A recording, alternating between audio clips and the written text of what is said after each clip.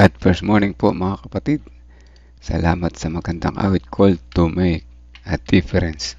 Tayo ay tinawag para makagawa ng pagbabago or bago. At nawa sa ating pang-araw-araw na pag-connect sa Panginoon, we can make a difference mga kapatid. Huwag yung the same, pangit yung, kamusta na? Ganun pa rin.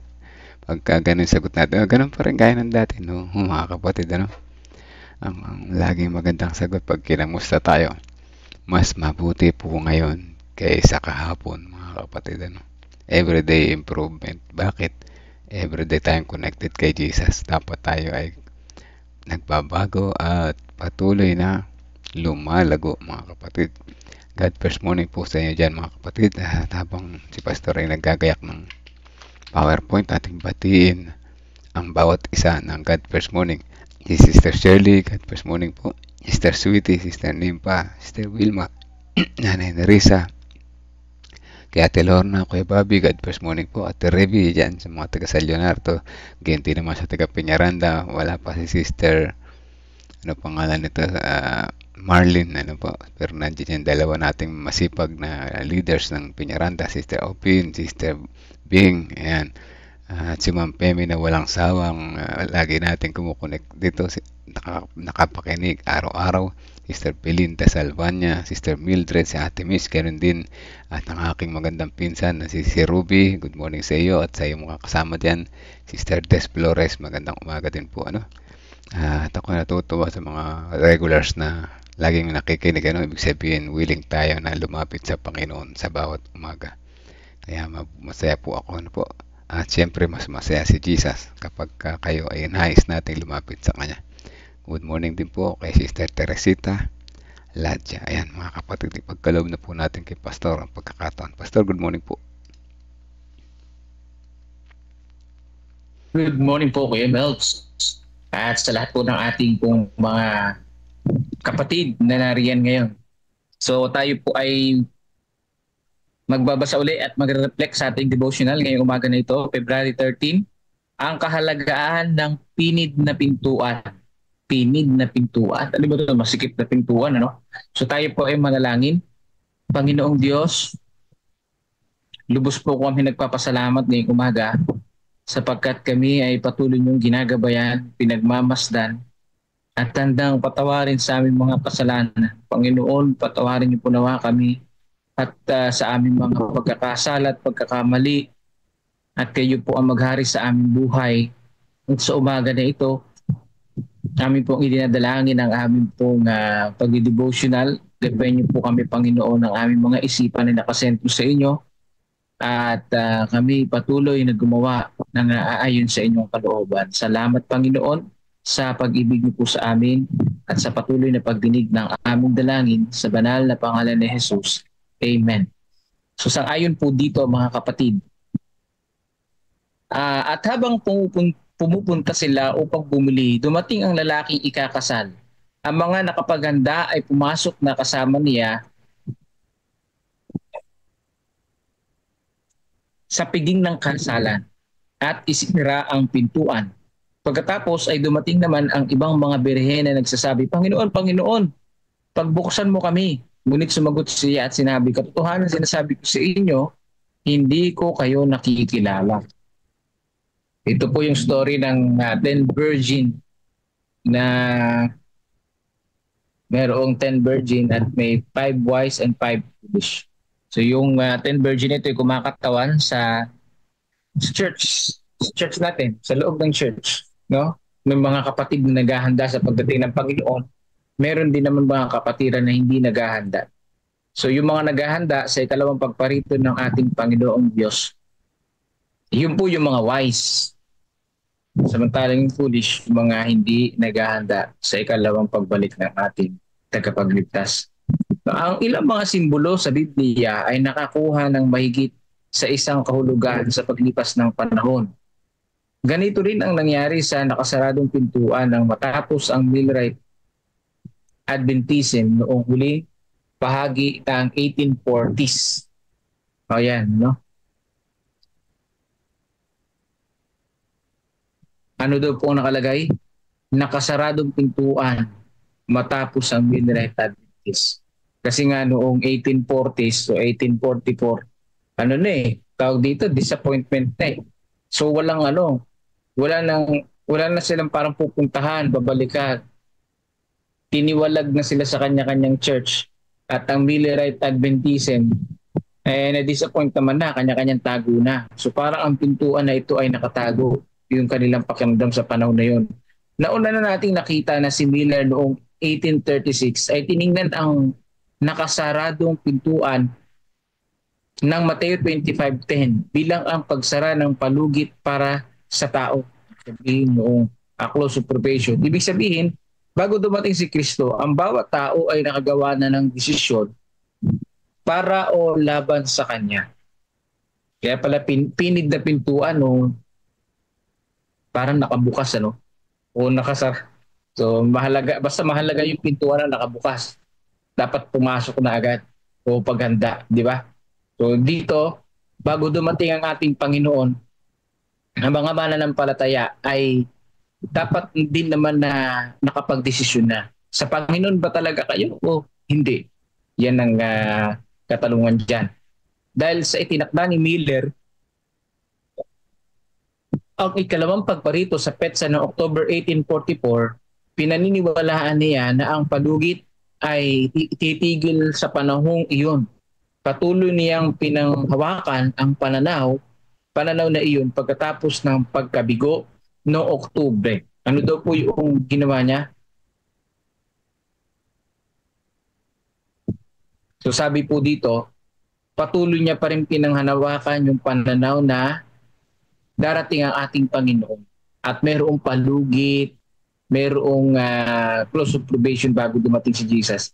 Kahit na na-disappoint na sila. So si Miller, hindi na siya nag-prophesy ulit. Ibig sabihin, hindi na siya kumuha uli ng date. Kasi kung na-disappoint na sila 1844, hindi na siya uli nagtangka na magbigay uli ng date. Basta ang pinaniwalaan na niya, darating na si Jesus Christ. So bagamat hindi siya sumama kila Joseph Bates, James White, na magtayo ng Seventh-day Adventist, siya pa rin ay naniniwala na darating si Jesus Christ kahit na matindi yung disappointment nila. Halimbawa, noong November 1844, isinulat niya na natapos na natin ang ating gawain sa pagbibigay babala sa makasalanan. Ang Diyos sa kanya kabutihan ay isinara ang pintuan. Maaari lamang natin pukawin ng isa't isa upang maging matyaga. So ibig sabihin, iba pala yung paniniwala dito ni Miller na noong 1844, nagsara na yung pintuan. At yung mga nakapag-desisyon lang sa panahon na yun, yun na yung maliligtas. Yun ang kanilang pananaw na. Kasi dito yung mga mananampalataya nun, yun na lang, pawin na lang yung isa't isa. Ibig sabihin, gigisingin na lang yung isa't isa. Pero aside from that, 1844, sarado na yung pintuan ng awa. Ibig sabihin, sa panahon na yan, hindi na rin sila nangarang. So sila ay nagpalakasan na lamang ng kanilang pananampalataya. So hindi ganoon mga kapatid, sapagkat cleansing ito ng sanctuary. Ang pangangaral ay tuloy-tuloy pa rin dapat. No, hindi na lang lilibot sa inyo.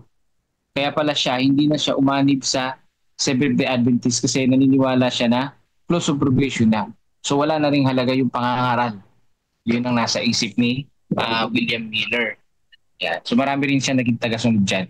Ngunit hindi lamang iyon ang tanging pananaw sa nakalilito mga pangyayari noong taglagas ng 1844. Halimbawa si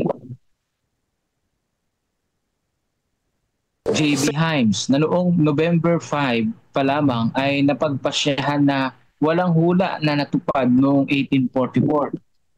So meron din iba-iba yung naging pananaw nila. No? Si Himes naniwala walang hulang natupad noong 1844. Pero mali siya kasi nakalagay sa Bible yung 2,300 days Tama naman yung kalkulasyon nila Tama yung kalkulasyon nila, nagsimula yung 2,300 days sa pag-rebuild ng New Jerusalem. Tama naman ang kanilang interpretasyon.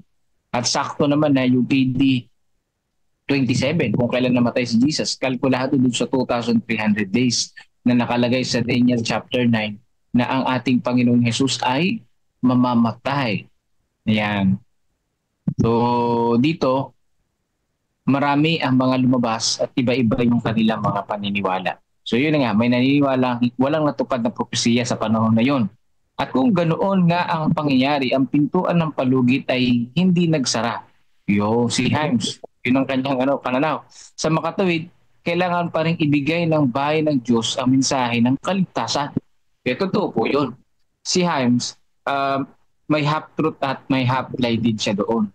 Pero yung kay Miller, talagang wala Ipinagkait na niya yung pabalita ng kaligtasan kasi close of probation na sang-ayon sa kanya.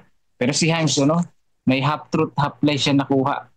Yung half-lie doon, na sinasabi niyang walang natupad na propesiya sa panahon na yun, syempre lie yun. Pero paniniwala na hindi pa magsara ang pintuan para sa mga hindi mananampalataya, truth yun. Kaya half-truth, half-lie. Bagamat tila kakaiba ito sa atin ngayon, Ang magkakaibang pagkaunawa sa nakasaradong pintuan ang naghiwalay sa iba't ibang hibla ng Adventismo noong 1845 at higit pa. Ibig sabihin, yung Adventismo noon ay nagkawatak-watak talaga sila. Iba-iba yung naging pananaw nila at sila ay nagsama-sama yung magkakapareho. Upang maunawaan ang issue, mahalagang maunawaan na noong unang bahagi ng 1845, ang pariralang ang nakasaradong pintuan ay nakakuha ng dalawang kahulugan. Una, ang pagsasara ng palugid na ang hula ay natupad noong October 1844. Kung isa sa alang-alang ang pagkakilanlang iyon, maari nating maipalagay bilang mga Adventista ng nakabukas na pinto. Ayan. Ang mga Adventista na taga-Albany, na taga-sunod ni Himes, at bilang mga Adventist na nakasaradong pintuan, naman ang mga panatikong spiritualizer at ang mga nagpapasimulang mga Sabbatarian. So mayroong dalawa, no? Sabbatarian and spiritualizer. Yung spiritualizer, nakasaradong pintuan, closed door. Yan, kasi nga natupad na ito ng 1844. Pero open door, yun yung mga Sabbatarian Adventist. Masugid si James White sa katotohanan na ang propesiya ay natupad na sa pagtatapos ng 2,300 days prophecy, kung kaya't kinilala niya ang mga Sabbatarian bilang ang ikapitong araw ng mga tao na nakasaradong pintuan. Maari tayo magpasalamat na hindi na nanatili ang pangalan. Ayan. Oo nga, no? Ikapitong araw ng mga tao. Ang ikapitong araw ng mga tao nakasaradong pintuan. Hindi ganoon. Samantalang ang teolohikong gawin ng mga Sabbatarian noong huling bahagi ng 1840s ay ang ihiwalay ang kanilang mga sarili mula sa kanilang mga panatikong pinsan sa nakasaradong bahagi ng Adventismo. Closed door nga, kasi nga, ibig sabihin ng closed door, ulitin natin, hindi sila nangangaral na kasi sarado na yung pintuan ng awa noong 1844, yun ang kanilang pananiwala. Magagawa lamang iyon sa pamamagitan ng karagdagang pag-aaral ng Biblia at pangunguna ng Diyos. Yan. So dito po mga kapatid ko, tapos na tayo, no? Ang aking pong reflection dito, parehas naman sila ng Bible na binasa. Parehas naman sila ng katotohanan ng tanggap, pero magkaiba sila ng interpretasyon, mga kapatid. Kapag kasi emosyon ang iyong ipinairal sa interpretasyon, magkakamali ka. So sila William Miller, ang kanilang interpretasyon ay base na sa emosyon sa huli. No? Kaya nag-come up sila sa interpretasyon ng closed door. Emosyon dahil nga tinutuya sila, yun yung aking nakikita dyan tinutuya sila, nilalait sila kasi nga hindi dumating si Jesus. Kaya yung naging interpretasyon nila closed door na. Ibig sabihin, ayaw na nilang mangaral kasi closed door na nga So yung interpretasyon nila nagmula na sa kanilang emosyon. Samantalang yung mga Seventh-day Adventist sa panahon nila James White, hindi emosyon ang umiral kundi pag-interpret sa banal na kasulatan. Sila yung mga naging nagtiyaga sa pangangaral. Mga open Adventist na tawag. Na ang ibig sabihin, mga kapatid, hindi pa closed door sa panahon na yun. At patuloy pa rin mangangaral. Yan. Pero isa lang ang pinakamahalagang punto, no? Mahanda tayo sa pagdating ni Jesus Christ. At nakita ko naman doon yung mga sila Miller naghahanda pa rin sila sa pagdating ni Jesus Wala na nga lang silang date. Yun ang pinakamahalaga doon. Maging wise woman tayo. O maging, kasi babae, subsibulo sa church Maging wise virgin tayo. O wise church members. Yan, maging matalino tayo. Paano ka maging matalino? Maganda sa pagdating ng Panginoon. No? Puno ng oil yung ilawan. Ang ibig sabihin, puno tayo ng spiritual na pamumuhay. Puno ang ating buhay ng spiritual na pag-asa. Pagbabasa ng Bible, pananalangin sa ating Panginoon Diyos. Yun ang napakahalaga doon. Pero kung ikaw ay magiging pabanjing-banjing at hindi magiging handa sa pagdating ng Panginoon, kabilang tayo sa foolish woman dito. Ayan. Sabi dito, pagkatapos dumating na ang ibang mga birhen na nagsasabi, Panginoon, pagbuksan mo kami, ngunit sumagot siya, sinasabi, katotohanan sinasabi ko sa inyo, hindi ko kayo nakikilala. So yun yung masakit dyan. Alam mo, matagal kang nanampalataya sa Panginoong Diyos, kaya lang nakatulog ka, ano? Hindi ka nakapaganda sa pagdating ng Panginoon. Inuna mo yung trabaho mo more than sa Panginoong Diyos at nasa isip mo, babalik na lang ako kapag nariyan na ang Panginoong Diyos. Maraming ganyan ang pananaw eh. Pagdating na ng Panginoon, saka ako magbabalik loob. Kaysa ngayon, importante muna sa akin yung trabaho ko, yung pag-aaral ko. Nahiwala pa naman ang Panginoon, tsaka ako magbalik loob. Ang malungkot noon kapag dumating na ang Panginoon at ikaw ay nagpasya na pumunta sa ating Panginoon, baka marinig natin ang katagang ito, hindi ko kayo nakikilala. Yun lang. Yun lang ang masakit doon. Pero ang nais natin, mga kapatid, pahalagahan natin ang pintuang nakabukas. No? Habang nakabukas, patuloy tayong mag-akay, mag-invite ng mga tao sa paanan ng Panginoon. Kaya patuloy tayong maghanap ng mga aaralan ng salita ng Panginoong Diyos, mga kapatid. No? Patuloy nating ibahagi si Kristo habang nakabukas yung pintuan. Huwag tayong maging ganid o maging makasarili na para lang sa inyo yung kaligtasan. Hindi ho, ibahagi din natin sa iba. Huwag tayong maging William Miller na close Adventist. Tayo ay mga open Adventist. We are movement, mga kapatid. No? Tayo ay nag-church plant. Bakit? Para mawarningan ng lahat ng mga tao na darating ang ating pong Panginoon sa ikalawang pagkakataon. So ibahagi na natin ang ating mga panalangin. Patuloy natin isama sa panalangin ang mga elders natin sa buong CLPM na gagawa sa bukiran ng Panginoon, mga ngaral ngayong March. Gabayan nawa sila ng ating Panginoong Diyos. At gayon din, isama natin sa panalangin yung paggawa at pagbuo ng CLPM office na may mabili na yung lupa at makapagpatayo na tayo ng office natin upang maging sentro ito ng pangangaral sa buong Central Luzon Provinces Mission. So muli po, magandang umaga po sa inyo pong lahat at ibalik na natin na Kuya Melbs, good morning po. Okay po, Pastor. Salamat po sa napakagandang paliwanag. Ano po? Yung pala yung pinid na pintuan. Ano? Saradong pintuan. Closed door pala. No? So yan, nais mo ba mga kapatid na makakasama dun sa sinabihan ng Panginoon? Ano ba? Excited tayo. Jesus is coming. Darating na si Panginoon. Tapos sasabihin, hindi ko kayo nakikilala. Naway, wag naman mangyari na sa ating mga kapatid. Ha? Huwag nating sayangin yung mga panahon na tayo nagtiwala at nagtapat sa Kanya. Na meron pala tayong, nadala pala tayo ng emosyon sa bandang huli, no? At hindi nagkaroon ng pagkakawatak-watak. Yan, napakalaking hamon sa atin, ano? Maraming mga yung pagkakawatak-watak, maraming sangay. So, baka madali tayo hindi natin nakikita, no? So, mamuhay sabi ni Pastor, mahalaga pa rin ang tunay na Kristiyano ay mamuhay ng espiritual na pamumuhay, mga kapatid, ano?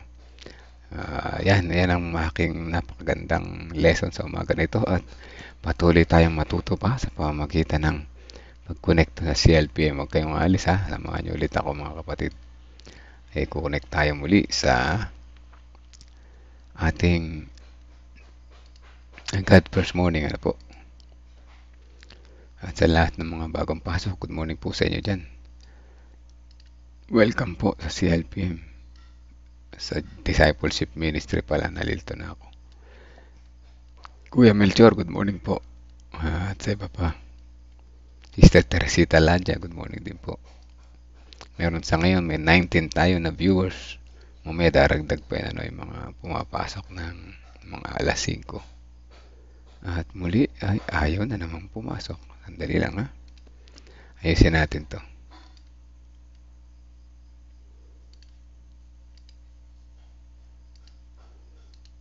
Ayan.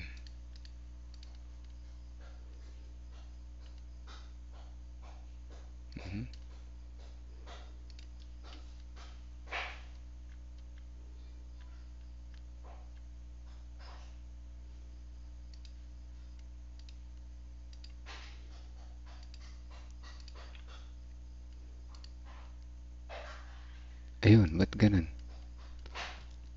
Bakit?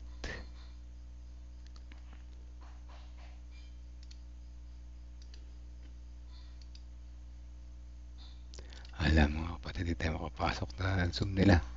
Di ba alam, may isa pang factor, ano po. Di tayo maubusan ng daanan papasok. Sandali lang mga. Hindi tayo makapasok saka nagsarado na yata sila ng pinto, ano? Closed door sila, no? Hindi naman. Ito lang ay hindi ko maunawaan yung Ang kanilang hindi link po pa talaga ako mababago. masaya na wala akong dalawang YouTube kasi naka-smart TV po siya doon. So nag-YouTube siya, malaki po yung screen niya. Tapos ang ginagawa ko naman po, binubuksan ko yung kwarto ng mga apo ko. Hindi namin sila ginigising pero binubuksan ko yung kwarto ng mga apo ko. Until nakita ko po sa mga apo ko, yung allowance po kasi nila binibigay namin dahil grade 11 na sila, malaki na sila. Sabi ko, pwede niyong i-manage yung pera niyo. So, yung isa po, nakita ko agad, sabi niya, nanay, yung offering ko, bukod sa tithes po nila doon sa kanilang mga allowances, kasi sinabi ko na po sa kanila before pa, yung tithes niyo, huwag niyong kakalimutan. Ngayon, yung tithes nila, yung isa sabi niya, nanay, eto yung tithes, Sabado, Friday pa, dala na nila yon sa bag nila, ilalagay na nila sa bag nila papunta sa church. Nakita ko po, kasi ako naman yung treasurer, yung isang apo ko is nagpasya siya na 15% pala yung offering niya dun sa allowance niya. Meron pala siyang 15% offering. Tapos yung isa naman ay 10-10. Ang napansin ko, sabi niya, dun sa kuya niya, kuya, ikaw kasi 10-10 ka lang, sabi niya. Alam mo ba na mas maraming blessing pag dinagdagan mo ang offering mo sa Panginoon? Kasi napansin ko po yung panganay, laging sabi niya, pahingi akong pera, wala na akong pera. Sabi niya, kuya, bakit ako hindi nauubos yung pera ko? Sabi po nung nagbibigay ng 15%. Kaya sabi ko, sabi niya, kung magbibigay ka ng mas marami yung blessing na tatanggapin mo. So parang na-bless po ako sa kanila na gano'n, na sabi ko, kahit pala hindi ko sila ginigising, naririnig pala nila yung messages doon po sa panonood ni Art doon sa TV. Kasi si Art po ay medyo malakas yung kanyang volume dahil medyo mahina na po yung kanyang pandinig. So parang nilalakasan niya hanggang kapitbahay nga po dinig yung kanyang TV.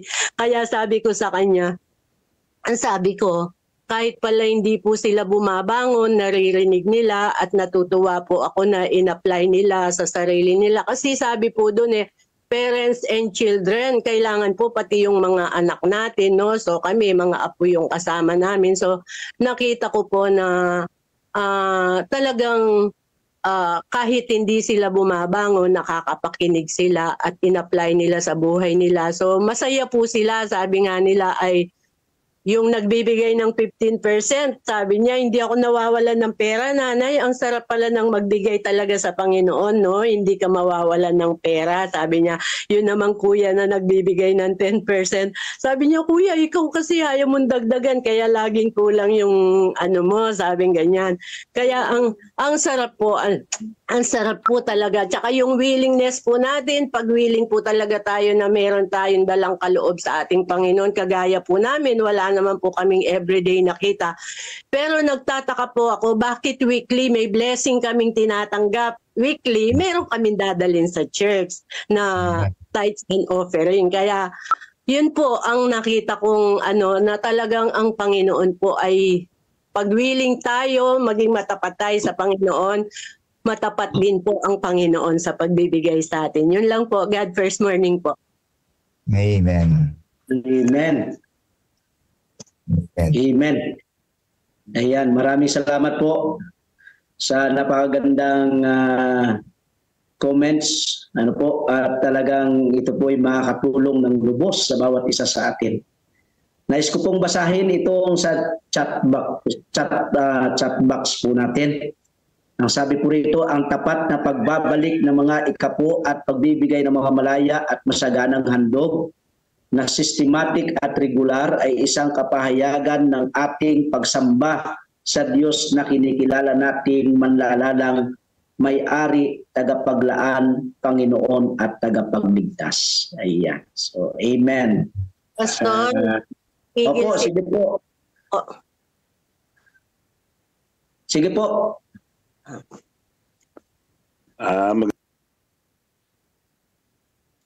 Sige po, Sister Clarita, magsalita po kayo.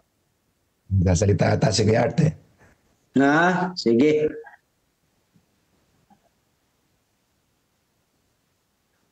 Sige po.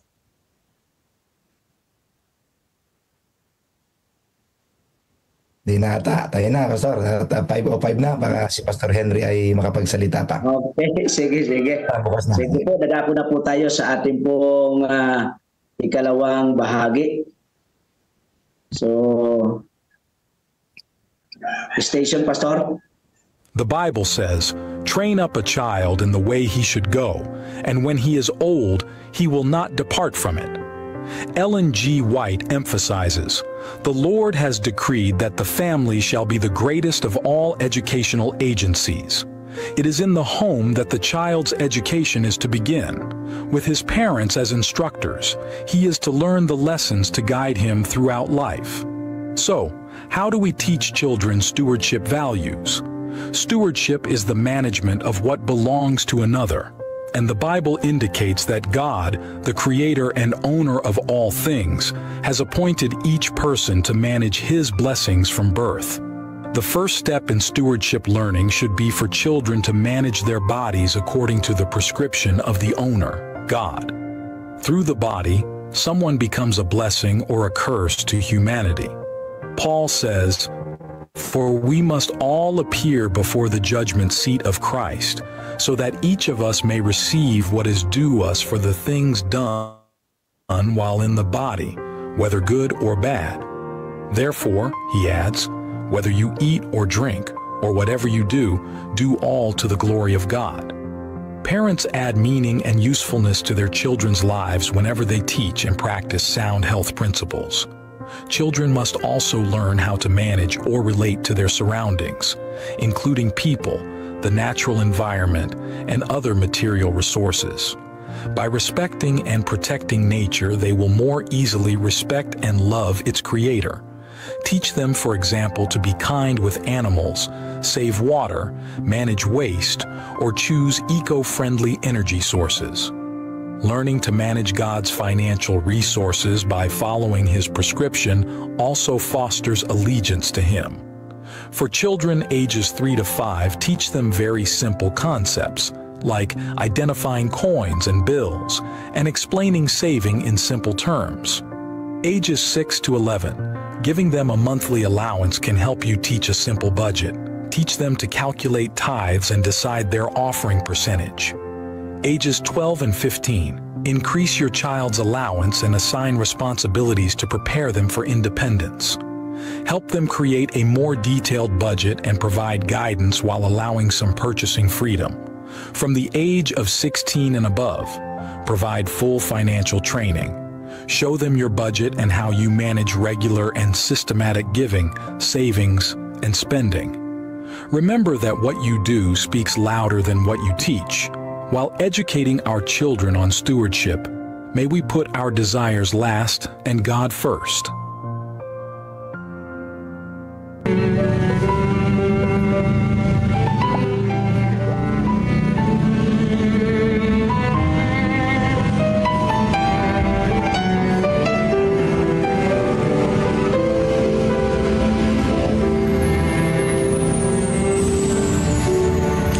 Time just strips away, and as I look back on the years, with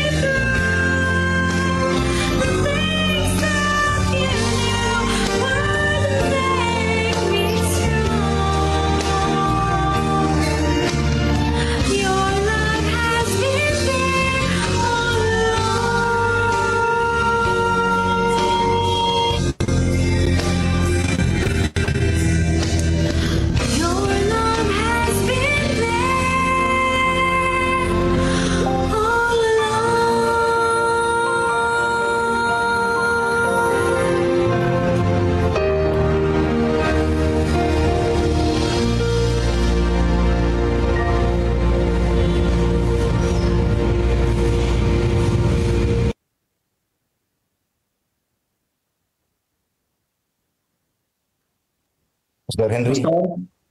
Okay. Naririnig niyo po ba ako mga kapatid? Yes. Naririnig po, Pastor Meneses. Tayo po ay sumandaling yumuko at tayo po manalangin. Dakila at mapagpala po namin Diyos. Kami po ay muli nagsusumamo sa inyo sa umagang ito. Na bago po namin talakayin ang paksa na mensahe ninyo sa umagang ito sa amin. Nihiling po namin ang gabay ng Banal na Espiritu. Paliwanagan mo, Panginoon, ang aming mga puso, aming mga isipan, upang masunod namin na may katapatan ang inyo pong mga payo sa amin. Mamuhay kami nakalugod-lugod sa inyong banal na harapan. Salamat po sa inyong pagtanggap sa aming panalangin. Nangalang po sa pangalan ng Panginoong Yesus. Amen. Tayo po ay nasa 16 na kabanata ng ating pong pinag-aaralang Counsels on Stewardship. At ang akin pong paksa na i-share sa inyo ay ikalawang bahagi ng 16 na kabanata. Ang pinakapamagat po ng kabanatang ito ay kaayusan at pamamaraan, no? Ito pa lamang title ng kabanatang ito ay yung ating pong pagbabalik, mga kapatid, ay talagang pinaplano at pinag-iisipan para maging maayos. At yung pamamaraan na sinasabi sa atin o ipinapayo po sa atin. Una, ang sabi niya dito, mga kapatid, una ang ikapu, sunod ang mga handog. Babasahin ko po, mga kapatid, bali 3 quotation lamang po ito mula po sa Review and Herald dated February 4, 1902. Ang sabi po sa unang quotation, ang pagbibigay ay hindi ibabatay sa biglang kutob. Ulitin ko po, mga kapatid. Ang pagbibigay ng ikapu o handog ay hindi ibabatay sa biglang kutob. No? Yung impulse natin. Binigyan tayo ng Diyos ng mga tiyak na payo sa bagay na ito. Itinakda niya ang mga ikapu, mga handog na sukatan ng ating kapanagutan. At hangad niyang magbibigay tayong palagi at sa makatuwirang paraan. Bayaang siyasating lagi ng bawat isa ang kanilang kinikita na pagpapala mula sa Diyos at ibukod ang ikapu na hiwalay na pondo upang buong kabanalang maging paraan ng Panginoon. Sa anumang paraan, hindi dapat iukol ang pondong ito sa anumang paggagamitan. Iuukol lamang ito sa pagtataguyod sa gawain ng Ebanghelyo. Kung naibukod na ang ikapu, ibabatay ang kaloob at handog ayon sa kanyang iginiginhawa. Ikalawa pong quotation, inuuna ang inaangkin ng Diyos. Hindi lamang inaangkin ng Panginoon ang nasariling kanya ang ikapu, kundi sinasabihan tayo kung paano ito ibubukod para sa kanya. Sinasabihan tayong parangalin ang Panginoon ng iyong tinatangkilik at ng mga unang bunga ng lahat mong pag-aani o buong mong ani. Hindi itinuturo na gugulin natin ang ating salapi para sa ating sarili at dadalhin sa Panginoon ang natitira. bagamat dapat sana itong maging tapat na ikapo. Unahing ibukod ang bahagi para sa Diyos. Sa ikatlong quotation po ay masusumpungan sa Review and Herald, Mayo 16, 1882. Ganito naman po ang sinasabi sa atin. Hindi natin itatalaga sa Kanya ang natitira o nalalabi sa ating kinita matapos masiyahan ang ating tunay at di tunay na pagnanasa.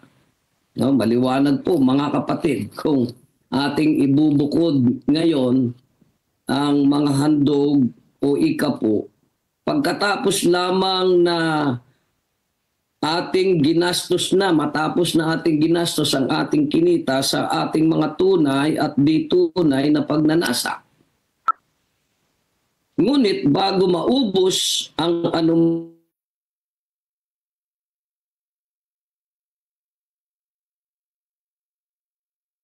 para sa Kanya. Sa huling bahagi, ang sabi niya, inuuna ng maraming tao ang kanilang mababaw na mga pangangailangan at ang mga pagkakautang at iniiwan sa Diyos ang nalabi o natira o natitira kung mayroon man. Kung hindi, maghihintay pa ng maluwag na panahon ang kanyang gawain. So, maliwanag po mga kapatid kung paano po natin siseryosuhin na ibigay sa Panginoon ang para sa Kanya. Mayroon po akong tatlong reflection dito mga kapatid.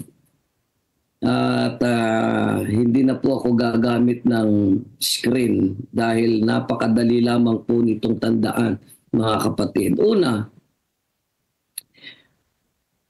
sa ating pong pag-aaral, simula po nang magpasimula itong ating pong platform na ito, maaari hindi talagang sadyang ang ating pong Pangulo ay nakita niya ang liwanag dito po sa stewardship na ito ay napakahalaga upang sa kanyang pangunguna mapangunahan ang Central Luzon Province's mission sa isang banal at matuwid na pamamaraan. Dahil una dito mga kapatid, kung ating pong titingnan at pag-aaralang maigi ang itinuturo sa atin ng pagiging katiwala o stewardship. Yung mga unang bahagi mga kapatid, lalong-lalo na nung nasubaybayan natin ang Baan Church, yung mga kapatid natin noon na nagsasagawa ng COP. Ang isa kong nakita dito mga kapatid, una ay ginagamot, mayroon pong ginagamot ang sistemang ito at pinapagaling ang ating matinding sakit. Ano po yung sakit natin? Ano ang karamdaman natin mga kapatid? Ginagamot niya dito yung ating pong pagiging makasarili o yung ating pong pagiging sakim. Pero inyo mga kapatid, ganun po talaga katindi na ang ginawa ng kasalanan sa buhay ng tao. Na ang tao ay naging makasarili. Ang tao ay nagiging sakim. Subalit salamat sa Diyos mga kapatid na sa pamamagitan ng ganitong pag-aaral ay unti-unti tayong ginagamot ng Panginoon. At ngayon, sa patotoo ng marami nating mga kapatid, sa patotoo ng bawat isa sa atin, ay unti-unti mga kapatid, no? Na nakikita natin na maging sa atin po mga sarili, nagagamot na itong karamdamang ito. Kasi matindi po itong sakit na ito. Kaya nga, pansinin natin mga kapatid, maraming instrumento na ginagamit para ma-gauge o makuha yung gustong malaman. Halimbawa, kung gusto mong malaman yung iyong body weight, ay gagamit ka ng timbangan. Kung gusto mong malaman ang temperatura ng iyong katawan, gagamit ka ng thermometer. Meron ding ginagamit kung gusto mong makuha yung iyong pulso o yung tibok ng iyong puso. May mga instrument, mga kapatid. Sa akin pong pag-aaral at sa atin pong napapag-aralan, ang COP, ang siyang indicator natin para malaman natin kung talagang tayo po ay nagamot na dito sa karamdamang ito. Opo. Kapag nawawala na po sa atin yung kapag tayo nagbalik ng ating ika po at COP sa Panginoon, masaya tayo mga kapatid. Hindi na tayo nag-aalala. Hindi na tayo nagagam-agam. Hindi na tayo nanininayang na ibalik sa Panginoon yung bahagi na para sa Kanya. Kundi ito po ay masaya nating ibinabalik katulad po ng ating narinig na matotoo ng ating Panginoon. Mga kapatid, ay magaling na tayo doon sa tinatawag na pagkamakasarili. Subalit, kapag tayo po ay nakakaramdam pa ng panghihinayang, kasi may mga kapatid na kapag by the thousand ang kanila pong ibinabalik na ika po at handog. Alam niyo po, may mga kapatid tayo na nanininayang. Ano ho? Nandun pa yung pagkamakasarili. Nandun pa yung pagkasakim. Nandun pa yung kawalan ng tiwala sa ating Panginoon, mga kapatid. Kaya nga ang basihan dito, ang indicator natin, pagka tayo po ay nagbabalik o nagsi-COP at masaya nating ibinabalik, kinikilala natin ng Panginoon bilang provider at sustainer, creator natin, mga kapatid. Yes. Kumbaga, kung ikaw ay nasa ospital, ang sabi ng doktor sa iyo, maaari ka nang umuwi. Ikaw ay magaling na. Number 2, mga kapatid, ito pong tinatawag na glocal o yung glocally. Ang ibig sabihin dito, mga kapatid, kung tayo po ay magbibigay, isipin natin ang scope na maaaring itong pagbibigay natin ito ay makarating sa ating pong sistema. Diba? Ang sabi niya dito, yung kaayusan at pamamaraan. Napakaganda po mga kapatid ng ating sistema, ng ating iglesia sa pagbabalik natin ng tapat na ikapo at malaya at masayang handog natin mula sa bawat isa sa atin. Darating po yan sa ating pong local church. At mula sa ating local churches, ang bahaging ito ay mapupunta sa ating misyon.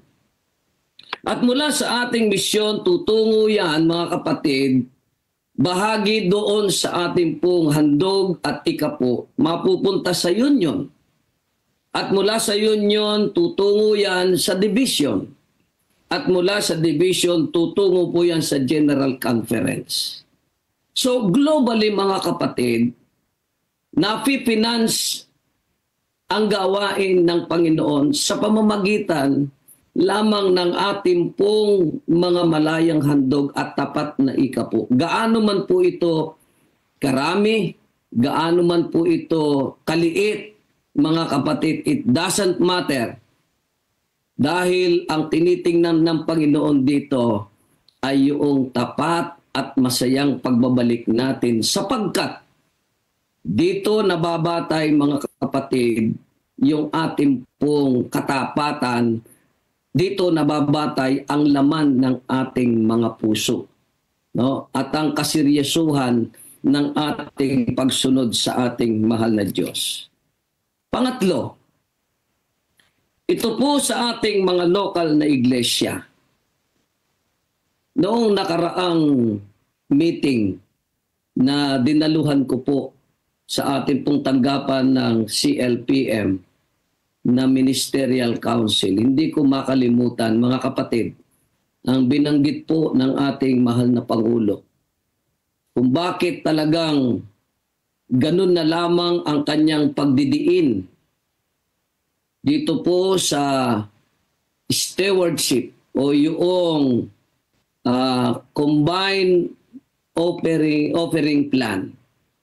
Nais niya, mga kapatid, at ako ay saludo dito, inaayunan ko po mga kapatid, nais niya na ang ating mga local churches na tutustusan ang lahat ng ating mga programa, proyekto, at pagkakagastusan. Kasi po mga kapatid, marami pong gastusin tayo, no?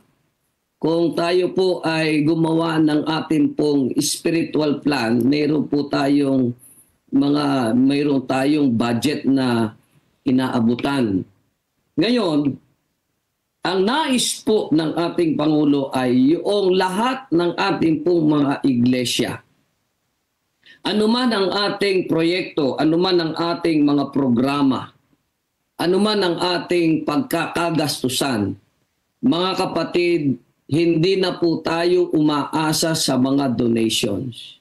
Hindi na po tayo umaasa sa kanino paman, kundi mismo sa ating lokal na iglesia na ang mga kapatid ay nagpa-practice na po ng COP, ay matutugunan ito pong pangangailangan ng ating iglesia.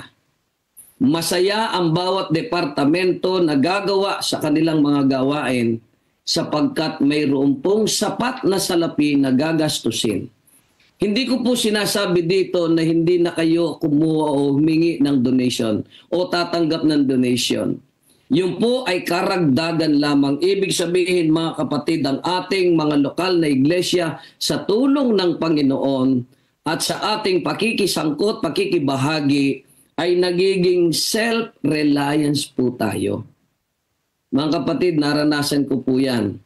Marami tayong mga kapatid sa aking iniwang distrito sa North Bulacan 2 District. Mga minamahal ko mga kapatid, ang mga proyekto ng distritong yon ay yung pagsasaayos ng mga bahay-sambahan, pagtatayo ng bagong simbahan.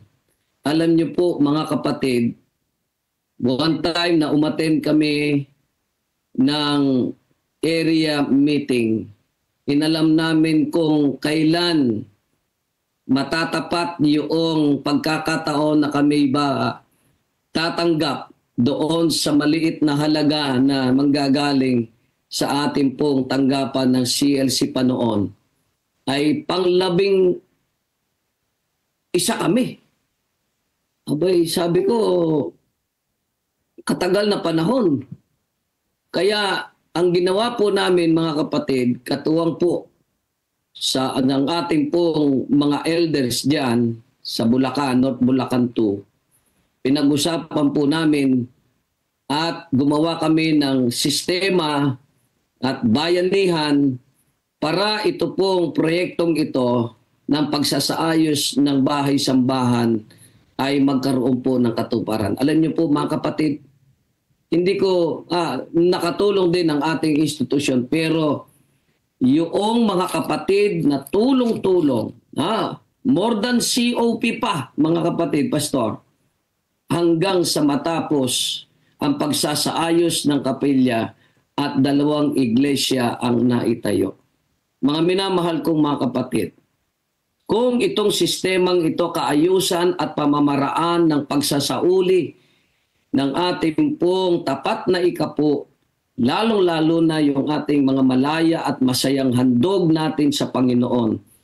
Ang gawain ng ating Panginoon, ang gawain ng ating iglesia ay magiging masulong at magiging matagumpay. Sa aking pagtatapos, gusto kong magbahagi ng karanasan, mga kapatid. Talagang napakabuti talaga ng Panginoon kapag tayo po ay nagtapat. Yung pong narinig nating umawit, yung po yung aking anak. Bago siya matapos at yung bunso, nag-aaral pa po siya. Samantalang kami po ay naglalakbay, ahatid ko po sila sa AUP. Nagkukwentuhan po kami. Sa aming pagkukwentuhan, mga kapatid, nabanggit ko sa kanila ang dala ko pong pera. Ang dala ko pong pera ay 7,000 lang. Nandun na po yung aming pong panggastos na pangkurudo, pang toll fee. Kaya bago kami makarating, sabi ko ay ito lang yung pera ko, anak. Yung 2,000 ay binigay ko po sa aking anak na babae para maging allowance.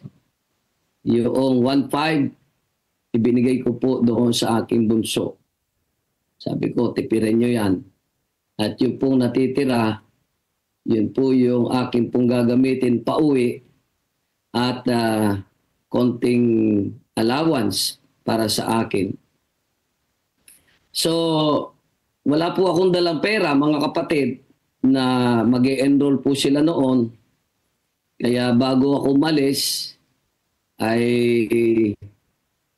tinawagan ko po yung sa DSF at mangangako na magbabayad next week, the following week. Umuwi po ako at ang aking plano, mga kapatid, ay wala po akong pera na pang-down sa kanilang dalawa. Kaya kinabukasan ng Lunes, tinawagan ko po si Sir Joel. Sir Joel pa po ang treasurer natin sa CLC noon. Tinawagan ko po na sabi ko, Sir, ay maglalambing sana ako sa iyo. Ako po ay mag-a-advance ng 1 month, 30,000. Sabi ko sa kanya. Nasagot po niya sa akin, Pastor, ay mabuti po na kayo ay sumulat, i-address ninyo sa Finance Committee. At sa Miyerkules ay magmi-meeting po ang Finance Committee. So, nung araw po yun, Lunes, ako po ay sumulat na ang content ng sulat ay ako'y mag-a-advance ng ganitong halaga para sa entrance ng aking 2 anak. So, kinabukasan, Martes, lumuwas po ako, pumunta sa ating tanggapan sa CLC at ibinigay ko po yung inabot ko sa sekretary, yung aking sulat. At Lunes, Martes. Martes. Yeah, Martes pala silang meeting. Yung nga po, inibat ko yung aking sulat. At nang mayabot ko yung aking sulat, ako po ay nagpahinga ng konting panahon, ilang oras, doon sa lobby ng ating puntanggapan at inihintay kong lumabas kung ano ang magiging resulta ng pagpapasya ng Finance Committee doon sa aking pong pamanhik sa kanila. Mga ilang, siguro may mga 2 oras yun. Ang unang lumabas ay si Pastor Jerry Estabilio. Siya po yung ating stewardship leader noon. Nang lumabas siya, nakangiti at gumanon siya. Sabi niya, gumanon, hindi nagsalita. Pastor, gumanon. Sabi ko, napangiti ako at ang nasa aking isipan, mga kapatid, ay approve yung aking pong request na advance para sa aking sa tuition o down payment ng aking anak. Sumunod ay lumabas si Sir Joel. Sabi niya, Pastor, gumano na naman. Talagang approvean ito pagkatapos. Bago siya pumasok doon sa Treasury Department, ay ginanon niya ako. Sabi niya, Pastor, alika dito. Sabi niya, sumunod na po ako. Nang makaupo si Sir Joel, nagkwentuhan kami ng konti. Ang sabi ni Sir Joel, Pastor, ang swerte mo. Sabi niya, bakit? Approve ba yung aking ano? Hindi lang approve, sabi niya. Ano po? Nagkwento siya. Sabi niya, habang binabasa yung aking sulat, mga kapatid, ay hindi na po tinapos yung pagbabasa. Mayroon pong isang kapatid, ang sabi niya, mayroong isang kapatid na hindi na pinatuloy yung sulat na pagbasa. Ang sabi niya, nang marinig niya siguro yung nag-a-advance ako ng ganitong amount, 30,000. Sabi niya raw ay, huwag niyo nang ituloy, ako na ang ibibigay ko na lang yan. Abay, alam niyo po mga kapatid, nung marinig ko kay Sir Joel, talagang kinilabutan po ako. At sabi niya, nandun yung kapatid, puntahan mo isang maliit na babae. So ako po ay kinakabahan mga kapatid. Ano kaya itsura nitong kapatid natin ito? Pumasok ako dali-dali doon sa President's Office. Nung makita ko po, maliit nga palang babae at ang pangalan po niya ay Sister Recording in progress. Dilag ang apelyido. Bindilag. Oh. At ngayon po mga kapatid, nakakalungkot yung pong kanyang asawa sa kasalukuyan ay nakaburol. Namatay po yung kanyang asawa. Kaya nagpapaabot po tayo ng pakikiramay. So itutuloy ko po. Alam niyo po mga kapatid, nung makilala ko po yung kapatid natin yon, ay halos yakapin ko po sa tuwa. At mangalay-ngalay yung aking luha dahil sa tuwa na sa halip na ako po ay mag-advance ng 30,000, ay binagay na lamang yan ng libre. Opo, libre. Amen. Kaya sabi niya sa akin, Pastor, sabi niya, hindi ko rin alam, sabi niya, dahil nang umalis ako sa bahay namin, talagang itong perang ito ay inilaan ko kung sino man yung may pangangailangan ay ibibigay lamang. So sabi niya, ikaw Pastor, ang talagang nakalaan sa iyo yan, sabi niya. So sa madali sabi mga kapatid, tuwang-tuwa po ako, nagpapasalamat ako sa Panginoon na hindi po ako nagkautang, kundi yung ibinigay ng Panginoon through this sister natin ito at may pambayad doon sa AUP. Ako'y tuwang-tuwa nang ako po ay umuwi at kinuwento ko sa aking may bahay ito pong aking magandang karanasan ito. Ang sabi niya ay, tinanong niya sa akin, approve ba yung request mo? More than approve, sabi ko. Bakit? Ang sabi niya, alam mo, nagkwento po ako, kinuwento ko sa kanya. Sa madali sabi, kulang na lang po yung ating oras. Sabi ko, itong taong ito, binigay niya. Itong perang ito. Yung aking sulat, hindi na niya pinabasa. At sabi niya, siya na lamang ang magbibigay. Nagkwento po yung aking may bahay ngayon. At sinabi rin ng aking anak, samantalang kami naglalakbay sa highway, sabi niya, Daddy, si Mami, sabi niya, alam niya na papaalis tayo. Nakita ko siya, meron siyang isinuksok doon sa sobre. Sabi niya, sabi ko, hayaan mo na lang yun. Ay, para sa Panginoon yun. Ikinwento ng aking may bahay. Noong Sabado, kasi linggo po kaming umalis, Sabado, nagbigay po siya ng tithe niya na 3,000. Ibinigay niya sa Panginoon yung 3,000. Hindi niya inalintana na kami aalis. At itong tithe na ito, maaaring ibigay niya sa amin karagdag, pero hindi po niya ginawa, mga kapatid. Inuna niya ang kaya itong aking mas higit pa siya tapat sa akin, mga kapatid. When it comes to tithe, hanggang ngayon, mga kapatid, kahit wala na po siyang natitira sa yung sweldo niya, kahit walang matira sa aming personal na pagkakagustuhan, ibigay niya talaga yung kanyang tapat na ikapo. Mga kapatid ko, ito pong karanasan ito, isa lamang sa naging karanasan ko po. Karanasan namin sa aming pamilya na kapag tayo nagtapat sa Panginoon, yes mga kapatid, hindi tayo pababayaan ng ating mahal na Diyos. It's a matter of trust. It's a matter of surrendering everything sa Panginoon sapagkat ang sabi ni Pedro sa atin, mga kapatid, lahat ng ating mga pasanin, ibigay natin sa Kanya sapagkat Siya ang bahala sa ating mga buhay.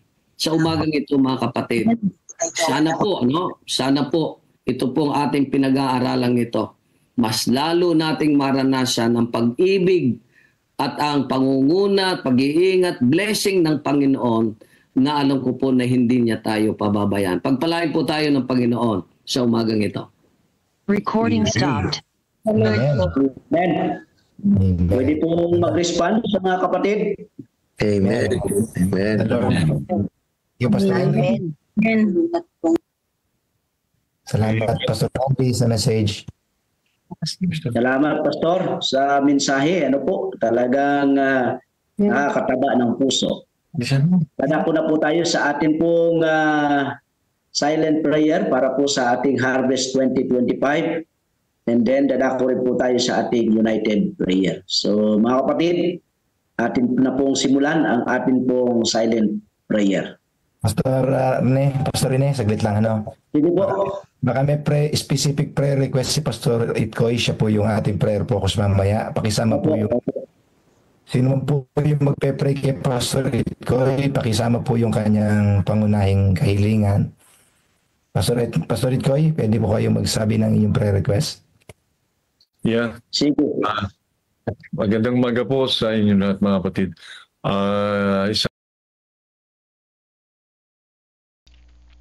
Amen mga kapatid, ano po. Ayan, tayo ay manalangin, ano po. Nag-exit na ako dun sa CLPM. Napakaganda ng testimony ni Pastor, ano po. At gayon din naman yung lesson, simple pero talaga namang ating naunawaan, ano po. At sabi nga ay dapat nating unahin ang Panginoon sa ating buhay, ano po. Sa hindi lamang yaman sa pag-ikapo at mga handog. Gayon din naman sa ating pagkisig sa umaga, unahin natin siya. Pero mahalaga na mawala yung ating pagiging makasarili, mga kapatid, ano po. Dahil yan ay talagang papatay sa atin, ano, pagiging makasarili natin. So nawa, mawala yung ating pagiging makasarili. Ang keyword na nakita ko dito ay yung panghihinayang. Sino marunong kumanta dyan? Kayo ba ay kumakanta na ng hihinayang, mga kapatid? Huwag po tayo manghinayang magbigay sa Panginoon. Ano? Baka meron ng hihinayang dyan na nakikinig ngayon. Ano? Ngayon na yung panahon para magbago. Kailanman ay huwag po natin panghinayangan ang pagbabalik ng ikapo at lalo na ang pagbibigay ng pasalamat bilang handog, mga kapatid. Dahil yan ay kawalan ng tiwala sa Diyos, mga kapatid. Ano? Isa yung kalapastanghanan sa Diyos, mga kapatid.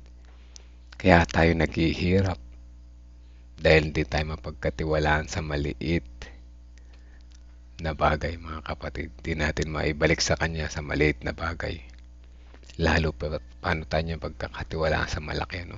Subukan nyo siyang pagtiwalaan, mga kapatid. Subukan natin siyang pagtiwalaan sa maliit na bagay.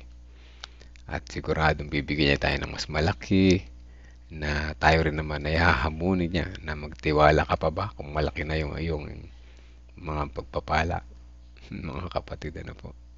Maliit man o malaki. Same lang na pagkakasala yan, ano. Same lang na pagtitiwala. Kaya wag tayo magpasilaw sa malaking halaga, no. Malaki, what is malaki, mga kapatid? 1,000, 2,000, 3,000. Maliit yan, mga kapatid. Maliit yan. Bakit? Paano kung nasabing maliit yan? Pag ikaw ay na-ospital, kapatid, 100, 200,000 per day, ilalabas mo. Yan sinasabi ko po sa inyo, no? Nangyari sa akin yan. 100,000 isang araw. Bigay, hindi po pwedeng hindi mo bigay. Hindi ka tutuloy gamutin. Hindi tutuloy procedure mo, mga kapatid. Ano? Hanggang magulat ka, milyones na yung ginagastos mo. Diba? 1,000, malaki, no? Punta ka sa restaurant, kumain kayong pamilya, baka 6,000 ang gastos sa inyo, no? Diba? So, maging maisip po tayo, mag-decision, ano? Ang ganda nung topic natin kagabi sa lesson, yung free will, ano? Piliin natin ang Panginoon, ano po, sa lahat ng bagay. Piliin natin maging tapat sa Kanya dahil siya hindi at kailanman ay naging tapat sa atin at hindi nagkamali, hindi bumaluktot sa Kanyang mga pangako. So ayan, ano, ang ganda ng Kanyang testimony, ano, na tunay na masarap tumulong kaysa tinutulungan, ano. Pero napakasarap naman talaga na makaramdam ng may tumulong sa iyo ng ganun. So yung tumulong sa Kanya na yun, sabi ng Panginoon, kung sino man sa inyo ang tumulong sa sino man sa aking mga kapatid, ay sa akin ninyo ginawa. So, kung sa inyo yun, mga kapatid, magiging kayo ay maliit na babae na yun. Bibigyan ng 30,000 ng kapatid na nangangailangan. Kapag ginawa nyo yun, sa Panginoon nyo yun ginawa. Sa Panginoon natin ginawa. Yan ang tandaan natin, ano? Yan ang tandaan natin. Full trust at God first. Yan ang lesson sa umaga na ito. Ano po, Nanay Teresa? Pakisama po sa prayers ang buong pamilya ko at lahat ng may karamdaman. Lalo na si Liway. Really daming may mga lagnat ngayon. Ano po? Karamdaman, ganoon din. At si Veronica, may competition siya sa English storyteller sa school. Wow, praise the Lord. Veronica, ano, hindi ko sabihin, kaya mo yan, galingan mo. Sabihin ko sa'yo, kaya mo yan dahil tutulungan ka ng Panginoon. Tutulungan ka ni Jesus, Veronica. Let's do it. So, sabi ng lola mo, huwag ka mag-alala kahit di ka manalo. Para sa pamilya mo, panalo ka. Diba? Panalo ka kasi tumayo ka sa competition. Masaya ang pamilya, masaya ang lola, masaya ang mami, masaya ang daddy. Ano po? So, yan, sama natin sa panalangin. Let's pray po, mga kapatid. Again, 10 to 20 seconds, silent, personal prayer. Ibulong nyo na lahat ng bulong sa Panginoon at itutuloy ko po. Ano? Let's pray, mga kapatid.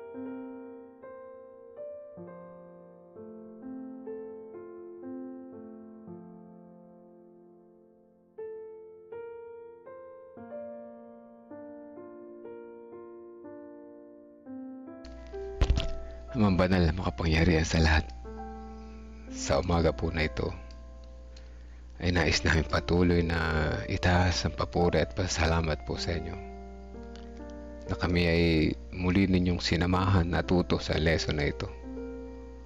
Sa araw na ito, nakita namin na ang aming pagkamakasarili ay maaaring mawala kung kami tuloy-tuloy na lalapit po sa inyo. Alisin niyo po sa aming mga puso ang panghihinayang o dakilan Diyos. Panghihinayang na tumulong sa aming kapwa. Panghihinayang na magbalik na ikapo sa inyo sapagkat kami natatakot. Panghihinayang nagbigay ng offering na pasalamat po sa inyong mga kabutihan sa amin. Napakarumi ng aming puso at isipan ng aming mga kapatid, kaming lahat, sa lahat ng bagay o Diyos. Linisin niyo po ang aming mga puso sa pamamagitan ng patuloy na pagtawag po sa amin. Gawin niyo pong kami katiwa-tiwala o Diyos sa lahat ng maliit na bagay, unti-unti hanggang sa papalaki, upang kami mas maraming matulungan sa gawain, sa mga nangangailangan sa aming paligid, maging halimbawa kami ng kabutihan, ng katapatan, at kami ay maging example sa church, sa kapatiran, at makahawa bilang isang mabuting lingkod, tapat na katiwala, at hindi makahawa ng isang masamang impluensya. Salamat po, o dakilang Diyos, sa bawat umaga na kayo ay nariyan, patuloy kami tinatawag, ginigising upang matuto pang muli at magkaroon ng pagkakataon na baguhin ang aming mga karakter. Maraming salamat po sa inyong pagmamahal. Sa pagpapatuloy naming panalangin, narito po ang aming mga prayer requests, ang aming mga kapatiran na nakikinig ngayon. Mayroon kaming mga kanya-kanyang panalangin, ilapit namin sabay-sabay po sa inyo. Inyo po ito ipagkaloob sa amin ayon sa inyong kalooban, sapagkat ang inyong plano ay mas mabuti kaysa sa amin. Dalangin din po namin ang elders ng CLPM na mga ngaral sa buong Marso. Ang CLPM office na itatayo, nawa makabili na po ng lupa, kapili ng mahusay na lupa na magiging permanenteng opisina ng CLPM. Dalangin din po namin na may mga karamdaman si Sister Abel Hermino sa kanyang patuloy na pagpapagaling, si Brother Ramon Hernandez sa patuloy na kanyang kalakasan at recovery. Salamat sa kanyang paningin na muli na nanumbalik. Si Nanay Juning Alpinto sa kanyang kagalingan, gayon din si Ma'am Carmen at si Doc Partida sa patuloy na kalusugan o dakilan Diyos. Gayon din si Tatay Divino Alabanza. At ang mga malayo sa aming pamilya, nagtatrabaho sa malayo, si Gerald, Estrelli Joy Arilia, si Buboy, Sister Tintin at ang iba pa. Gayon din ng kalagalingan para kay Nanay Sarmento, Nanay Belen Kilantang, kay Ana Rosbel Hermino o dakilan Diyos. Dalangin din po namin mga kapatiran na narito. Ang sambayan ni Sister Josephine Mercado, kasama ng Peñaranda Church, ang crusade na gaganapin dito ay patuloy na maging handa ang bawat isa. Tulungan po ang mga namumuna rito, sila Sister Opin, sila Sister Bing at ang iba pa sa kanilang paggawa, at gayon din ang mga kapatiran na tumutulong at sumusuporta rito. Nawa mga puso ng mga tao kanilang nilalapitan ay inyo pong dalawin at makita ang liwanag na inyo iniabot sa kanila. Gayon din ang pasasalamat ni Sister Leonora Cabiete sa safe travel ni Brother Noel Cordoba, at sila ay mga magkakasama sa pamilya na muli masaya at nagkita-kita. Patuloy namin sinasama patuloy na comfort sa family na ito na sa kabila ng 4 na buwan na pagkawala ng kanilang mahal sa buhay, ay sila ay patuloy niyong aliwin o dakilan Diyos ng inyong mga pangako, ng inyong mga pagmamahal. Kaya din dalangin namin ng sambahayan ni Sister Shirley Ruz Jacinto, kung ano man ang kanilang mga pinagdaraanan sa buhay o dakilan Diyos. Patuloy niyo po silang samahan na makatawid. Kaya din ng sambahayan ni Sister Sweetie at kasama na Sister Hana at ang buong pamilya. Ang sambahayan ni Sister Nympha Rivera, kasama na yung kanyang mga relatives sa malayo. Ang sambahayan ni Sister Wilma Fernandez, ang sambahayan ni Nanay Narisa Francisco, at gayon din si Brother Reynaldo Eusebio at ang kanyang buong family. Gayon din naman ang kagalingan sa may sakit, may karamdaman na si Liway Erilia, at gayon din ang participation ni si Veronica sa competition o dakilan Diyos. Patuloy niyo bigyan ng ligaya ang kanyang puso sa kanyang pagsali, at nawa naman ang maging resulta nito ay maging kaligayahan sa buong pamilya, lalo na kay Veronica, na kayo ang nagbigay sa kanya ng karunungan, kayo po ang nagbigay sa kanya ng lakas ng loob, talento, at magamit niya sa kanyang pagkabata hanggang sa kanyang paglaki. Dalangin din po namin ng sambayan ni Ate Lorna at ni Kuya Bobby, gayon din ang sambayan ni Ate Revis at buong San Leonardo Church, gayon din yung kanyang mga anak o dakilan Diyos. Nawa ang Holy Spirit ang humipo sa kanilang mga puso, na hindi lamang sa pinansyal sila makasuporta po sa buong gawain. Masayang magulang ang isang nakikita ang mga anak nakatulong niya sa pananampalataya at sa paggawa, naghahanda sa nalalapit ninyong pagbabalik. Kaya din ang sambayan ni Sister Josephine Mercado o dakilan Diyos. Samahan po sila at ng sambayan ni Sister Evangeline at sa Peñaranda Church o dakilan Diyos. Kasama na rin si Sister Marlene Garcia at ang sambayan ni Sister Belinda Salvania, ang sambayan ni Sister Percy Asis Estigoy, ang sambayan ni Ma'am Pemi, kasama na ang kanilang mga buong pamilya, mga anak na malayo, ang kanang gaes, pupils, parents, and teachers. O, dakil na Diyos, kayo po ang mag-provide ng aming mga pangailangan. Ang sambayan ni Sister Mildred, ang sambayan ni Ate Mitch, gayon din ang sambayan ng aking mga kapamilya. At nawa magkaroon ng pagkakaisa at pagmamahalan na sa tulong po ninyo makita namin ang inyong kabutihan. Ang sambayan ni Sister Des Flores, ang sambayan ni Sister Teresita Ladia, ang sambayan ni Sister Helen de la Cruz Malyari, kasama na yung kanyang mga prayer request para sa kalusugan ni na Ma'am Carmen, Doc Partida, at kagalingan ng kanyang pisa na si Melba Yenson, gayon din yung kanyang dalawang anak na may lagnat, si Elise at si Dave. Hipuin po sila na inyong mapagpagaling ng kamay. Gayon din ang sambayan ni Sister Elizabeth Erese, ang sambayan ni Sister Aurea Melihor, ang sambayan ni Sister Gina Salazar, ang sambayan ni Sister Evelyn Sabat, kasama na yung kanyang mga invites, mga inaaya sa church, at ang kanyang kapitbahay, at patuloy na bigyan siya ng gawin siya mong liwanag sa kanilang nasasakupan. At sa uli ang sambayan ni Sister Wilma Fernandez at ang sambayan ni Sister Vicky, at patuloy na siya kanyang pasasalamat na hindi niya po siya pinababayaan sa kanyang karamdaman, na siya po ay patuloy niyong sinasamahan, at patuloy niya po siyang pagpalain o dakilan Diyos, at nawa ang kanyang puso ay maging connected sa inyo sa panahon na palagi niyo siyang kasama, at bandang huli ay magkaroon siya ng pagkakataon sa kanyang pag-uwi ay siya ay makasama namin sa aming pagsasamba, paghanda sa nalapit yung pagdating. Maraming salamat po sa pagtinig sa aming panalangin, at inaasahan namin ang pinaka-the best na inyo ibibigay sa amin ayon sa inyong kalooban. In Jesus' name we pray. Amen. Amen.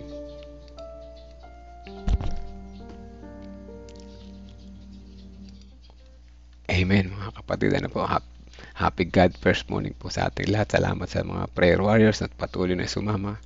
Salamat po sa mga patuloy na nag-share. Ano po. Ayan. Salamat din po kay Doc Jeremias Partida sa pakikinig, ano po, sa pakikisama. At salamat sa lahat ng mga nag-share. Ayan, may 7 shares ngayon. Alam ko yung mga maaaring konti man tayo sa bilang, pero tayo tapat, ano. At yan ang gusto ng Panginoon, na tayo patuloy maging tapat, excited na kumunik sa Kanya, at excited na magbago. Nawa yung ating pusong, ayun, lesson natin ngayong umaga, na yung ating pusong nanghihinayang ay mapalitan ng pusong masaya. Saan masaya? Sa pagbibigay sa Panginoon at sa gawain. Hindi lamang yung ating bulsa, no? Puso talaga. Yung puso ang ating kailangan na baguhin. Ano po? Ang oras ay alas 6:01 ng umaga. Patuloy tayong kumunik sa Panginoon sa maghapon hanggang mamayang gabi doon sa missional evening. Hindi man ako makapag-live, ano, meron naman sa CLPM. Connect lang kayo dahil yan ay oras ng aking tulog. Ano po, ang aga kasi nagigising alas 3. So, kailangan ko matulog ng maaga.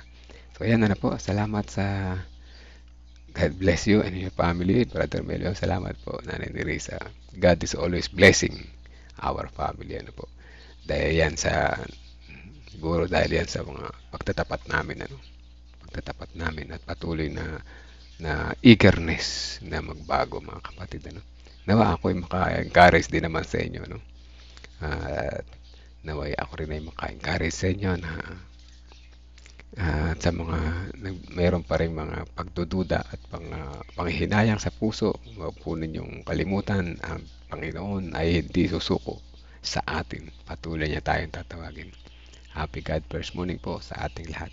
Hanggang bukas po muli. God bless po.